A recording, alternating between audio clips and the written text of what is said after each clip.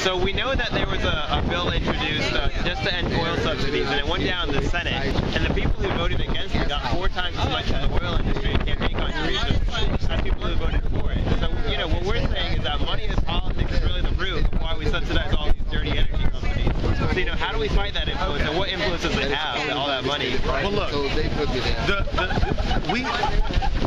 you might be able to influence the electorate with money, but you still cannot vote with money. People still have the right to vote, and I believe our numbers of voters who want to have the people's voice prevail over that of the coal industry will win. But it's an organizing challenge. We've got to be in the fight for the long term and not give up. And so I'm confident that we can win this thing, but it's not going to be easy because they're making, you know, record profits. I think they made. I think the oil industry has made something in the neighborhood of like $33 billion this year alone, and that's far less than it takes for them to, you know, give some campaign donations.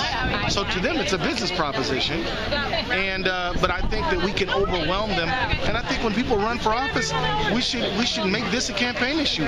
Will you support, you know, ending fossil fuel subsidies or not?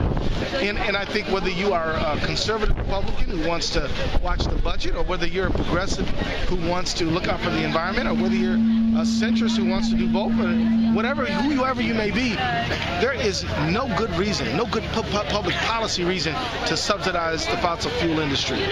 And they need to just start, you know, can we just get a level playing field with renewable sources? You know, what about a level playing field? They don't want that. And rather than invest in innovation, and they don't want to do that. What they want to do is just pay off, you know, Congress to get what they want. You know, so I think it's a matter of mobilizing people. It's an organizing challenge.